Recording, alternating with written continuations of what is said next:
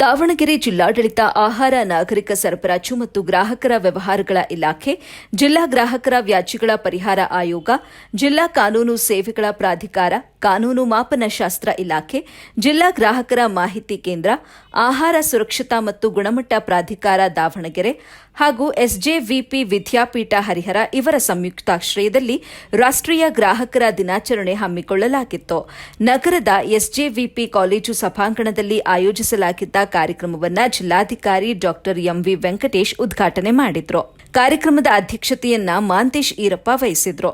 ಮುಖ್ಯ ಅತಿಥಿಗಳಾಗಿ Mahavir M, CS Thyagarajan, BV Geetha, ಡಾ ಎನ್ಎಚ್ ಶಿವಗಂಗಮ್ಮ, ಡಿಎಂ ಹಾಲಸ್ವಾಮಿ, ಗುರುಬಸವರಾಜ್ ಹಾಗೂ ವಿಶಾಲ್ ಸೇರಿದಂತೆ ಹಲವರು ಉಪಸ್ಥಿತರಿದ್ದರು.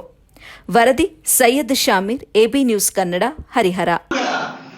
ಗುಣಮಟ್ಟ ಚೆನ್ನಾಗಿರಬೇಕು, ತೂಕ ಕರೆಕ್ಟ್ ಆಗಿರಬೇಕು ಮತ್ತು ಅದು ಸತ್ವದಿಂದ ಇರಬೇಕು.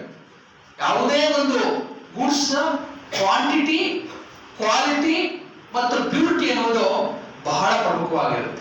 ಸೊ ಇದರಲ್ಲಿ ವ್ಯತ್ಯಾಸ ಆದಾಗ ಗ್ರಾಹಕ ಮೋಸನಾಗ್ತಾನೆ. ಸೊ ಇಂತಹ ಮೋಸಗೊಂಡ ಗ್ರಾಹಕರಿಗೆ ಪರಿಹಾರ ಏನು?